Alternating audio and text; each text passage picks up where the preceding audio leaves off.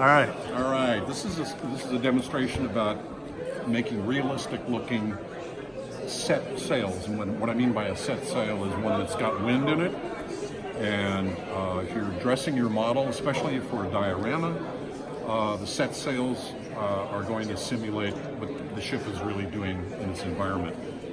And there are lots of ways to make sails. There's lots of references on YouTube for doing sails. Most of the processes are very convoluted, and they require making very complex master shapes, obverse shapes of sails that are usually carved out of wood, and then people use this material that I use, this material called silk span, and once they get their sail ready to go, they lay it on a mold, and if they put a mold release agent on it, it won't stick, and they can peel it off and it assumes a shape. But I had 8 sails to make. There's 13 normally carried on this sloop. I wasn't going to make 8 different molds because all the sail shapes are different.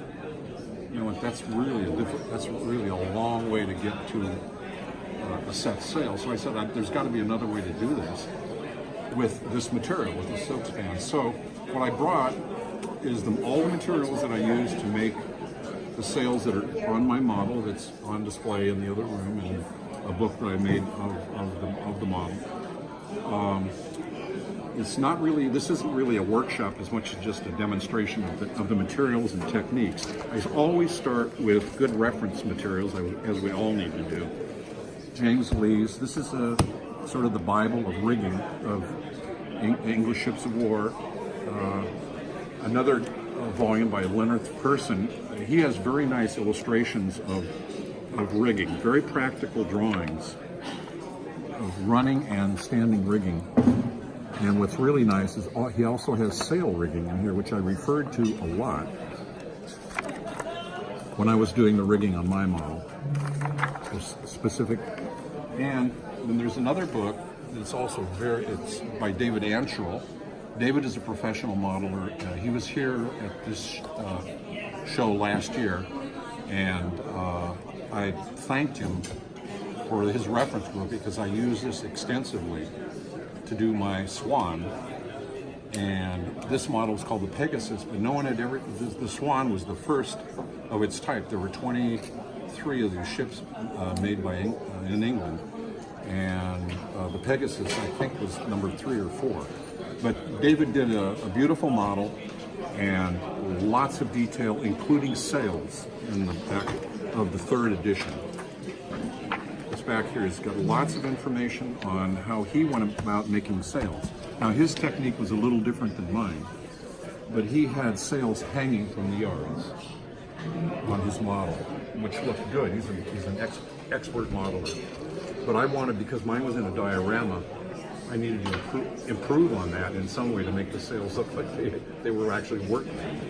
So that's when I figured out I'll use David's technique is also the same with this silk span material. This is available, it may be available from other sources, but I get mine from Blue Jacket, Shipcrafters in Maine. And it comes, it's a whopping, I think, $3 for 2 sheets, 25 by 35 inches. $3, I think, plus shipping. I think the shipping was more than the paper. And the stuff here, I'll pass it around.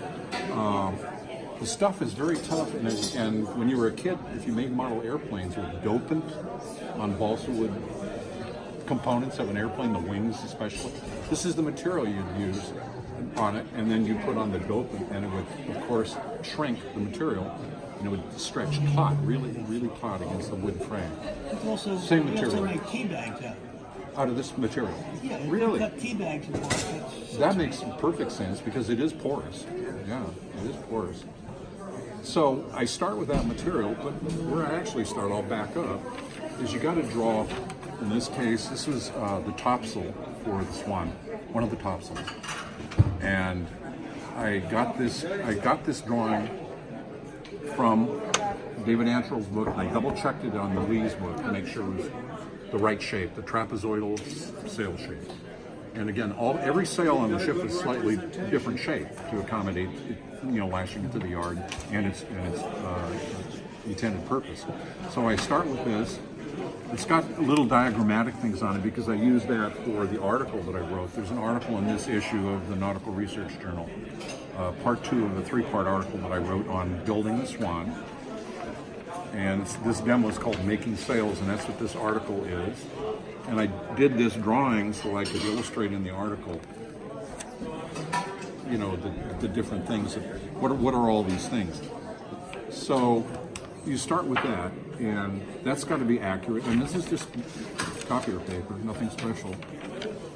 But I use number 2 pencil to simulate what are called the bolts. Right, and the bolts were 30 inches wide, typically 28 to 30 inches in the era, and you have to scale it. I'm in 3/16 scale, 1/64 is a scale model. So I figured out what that bolt width would be, and they were irregular. They were pieced together on the edges, so they won't. If you run them vertical, you're going to have pieces that are odd shaped. I allowed additional what I called fold over tabs on the foot and on the leech sides of the sails, specifically because I was going to fold those over on captive wire. So this is soft annealed, coated annealed wire, soft, really soft. You can mend it and it won't break. And it's 28 gauge, very thin. But this wire is basically encapsulated on the 3 sides of the sail. The reason for 3 and not 4 is the top of the sail is bent to the yard. It's lashed with ropes, and you don't need anything up there because it's tied to the yard. But what you do need is you need the wire in the leech and the foot so that you can, once it's dried and everything's glued in, you can shape it to whatever shape you want. Right there. I'll pass that around. Take a look at that. Yep. Backing up a little bit, what's crucial also is the color. The color of the sail is a paint that I'd found. I use this. It could be you could get this color and mix it in an airbrush if you wanted to airbrush, but that's a lot of work. And this stuff will spray, a big sheet of this. Here's a native sheet of soap bath, painted. One side, it's porous enough that you don't need to paint both sides of it. But I just had a piece of cardboard. I laid this out. I taped it down on the corners. And I just, after I did one pass, I went, there's some holidays in there, some open spaces. Just touch it up, about 10 inches away, spray the material. Of course, it has to dry. And if you don't super soak it, it won't stick. It won't stick to the cardboard under it. And it peels off. So I did that. But look, you can see it's not really nice, but it doesn't matter. Meaning there look like there are gaps in there. That's from the material. This is not bad spray painting, it's in the material. But this cutout area is in fact right there. And then I have scraps from making the other sails. And I use these scraps to make the various pieces on sails. In this case, mast lining. The mast lining was a piece that was in the center of the sail because it slapped against the rigging and against the tops. The wooden tops, the sail would hit it and it would wear it, and the sails would wear out. So they reinforced it on both sides with an extra lining piece. Also, the reef bands, where the sail would be reefed, those are reinforced with extra pieces. And they would put what's called tabling along the edges of the leech and the foot of the sail. Well, I've got the tablings to scale with the fold-over forms of tabling. So it looks like the tabling is simulated with the fold-over that catches the wire. And that's accurate enough at 3/16 scale that I didn't have to put on tiny little pieces on the edge. and we'll get to the last part of the critical part of the ropes and the rigging and the sail handling lines. But so you start with the bare silk span, you color it. It's laminated on both sides. I use 2 pieces on top of this, glued directly on it. And it's translucent enough once it's glued down, and I use 3M spray mount adhesive to glue it down. And I spray this, and I take the material and work it across, and it's tricky because it'll get air bubbles. You have to be really careful with it, and then turn it over and do it on the other side. And then take your X-Acto knife, cut it out. You have to notch the corners because they're going to fold them over. And the corners won't fold nicely, so you create a notch. And that'll allow the foldovers. You get the wire cut to length. On here, you probably noticed there's a extra piece of wire here. That's simply the wire, of course, hanging out of the end. I didn't do it over here, it's not finished. But I use these to hang it on the yard. So when I want to bend it to the yard, meaning, all these lashings across the sail, I just hook it on. And it's hanging right there, and I don't have to fiddle with anything. I tie it off. And then, once it's tied off, I just take a pair of these, and snip off. And you don't see it. It's gone. It disappears. So you don't have something like hanging on the yard. Like, what is that doing now? The other things, so you can see the reef band is a reinforcing piece on the sail. I poke holes with this. I don't drill. I just take an awl because the materials, and also it's interesting when it's bond paper with the double layer of silk span, the material doesn't tear. You can take this and just punch a hole in it, and if you're careful, it won't tear. So you get a nice hole. And then the rest of it is, like, as we know as model makers, the rest of it's tedious. You take pieces of rope and you cut them off and stick them through there. Then the trick to making it stick, and here they're just loose, is to use this matte medium. And this is the same material that I use on the edges. The glue on the edges, I use the same matte medium. Hold it still for a second. It's a matte, it's a matte adhesive. Thank you. Is that like white glue? No. This is white glue is an aliphatic. It's water based. This is a chemical-based acrylic. This is an acrylic material, and it's made in different. Pardon? Can you use that to treat rope to keep it from unraveling? You could, yeah. You could, yeah. It would, after it's dried, obviously. Yeah. So anyway, these guys, I put a daub of this stuff with a toothpick on the. What I did on my model is the reef lines would be flat against the aft part of the sail, where the wind is pushing these ropes right up against the sail, so they're glued flat. In other words, they're not dangling like this. They're actually, if you look at my model in the other room, these reef lines are glued flat because the wind is pushing them right up against the sail. On the front, they're dangling because the wind is on that side of the sail. So they have to be, the point being, use this to glue them down.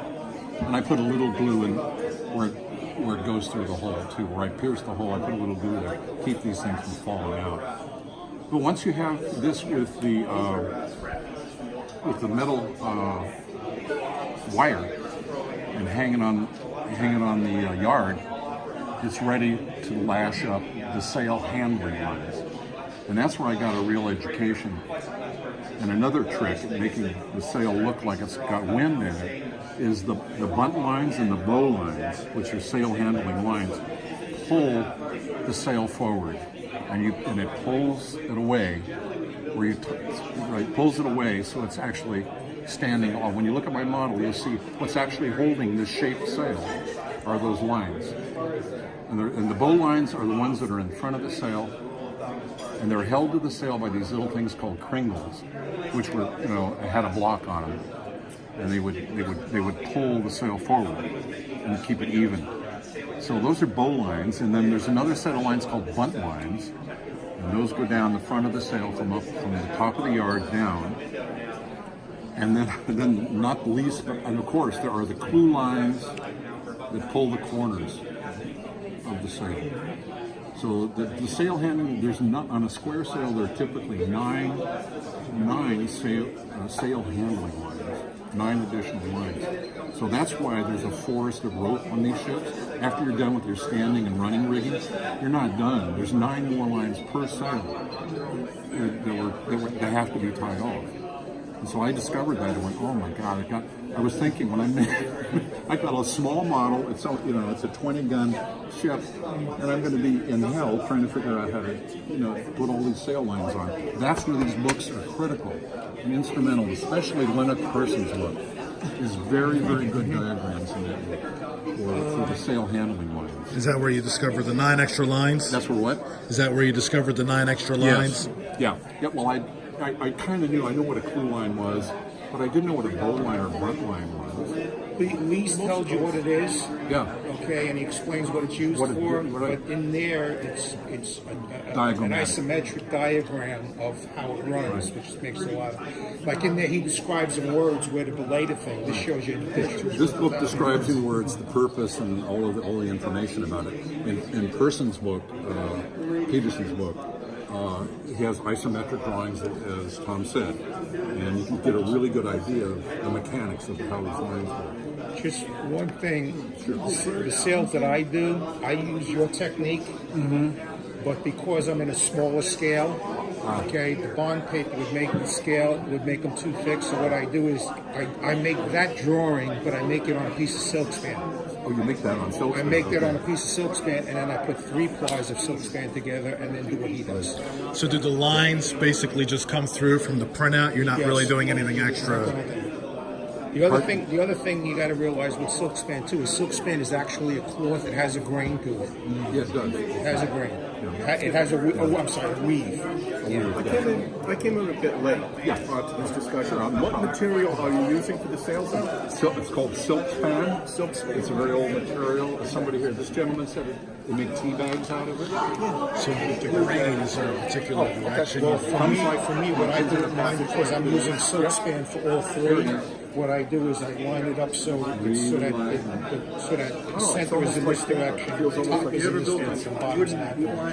Flying airplane. This is material you put on the wings. But you will be surprised how durable this stuff is. You can't rip it. Okay. I mean, you could rip it if you really pull on it, but yeah. You might even be able to. Can you It's just not get it like, at a local like hobby radio shop? tissue. No. Yeah, it's interesting. I just picked up mine from Billowed.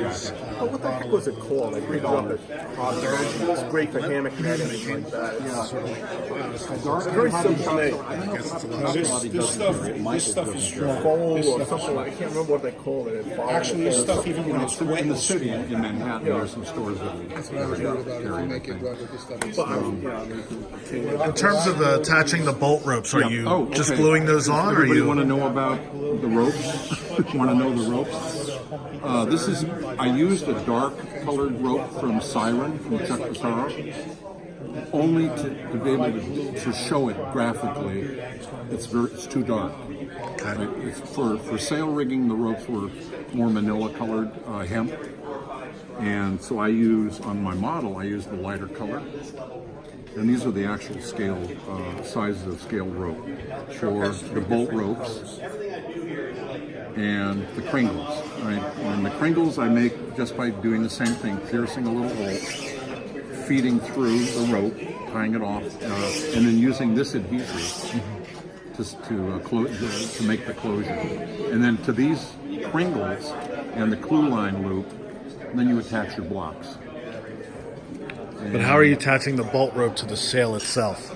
Oh, with this material. You're just gluing it on. Just gluing it on. So you're not doing any sewing or anything. Yeah, obviously it's not curved. It's laying flat line. If you try to thread within this scale, first of all, it'll look horrible, and second of all, you'll drive yourself mad. So the sail. It wasn't a process I was looking forward to. So I've got the tab folded over and the wires encapsulated, and now I want to make the bolt ropes. So I use one of these 2 sizes, usually the larger of the 2 here, and I just cut a length. Actually, the length would start at the head, go down, loop, run along the foot, loop, run up on the other leech, and then just terminate it, cut it off. They really look good. Pardon? They really look good. Yeah, thank you. Yeah, and then what I do is while the loop is drying, this one I cheated on. It's not really. I made 2 pieces here, but I later discovered I could make one continuous loop. Just lay it I just over. lay it Just over, lay it and then over on yourself. I put glue on it, and then I use something heavy to hold it Try down. to coil up a garden hose and see what happens. You just flip it over and it lays there. Yep. Oh, and this is my special tool. What is this for? So the bull ropes are not on here, but I want to make sure that that wire is nice and neatly tucked in there. I use it to roll along, and you can feel when it's pushed up against the, you can feel it pushing up against the wire, and then you roll along. There'll be some squeeze out of glue, but you have a little Q-tip. Wipe it off. Just to make sure it's not kinky. But what you end up getting is a very, very tight, relationship between the tab and the wire. Good job. Thank you. Yeah. So that's Really explained in here too. yeah, and I explained it in this article in the Nautical Research Journal. I've got a 3-part article. This part is on making the sails, and everything that I've been discussing here is step by step. What issue number is that? This is the winter 2018, and the Join NRG. NRG. You could get that in digital, and in the digital Yes, version, correct. it's all in color. Yeah, it's all color, and here they cheated me and went black and white. But that's In the okay. digital, it's all in color. That's okay. But they gave Dan color.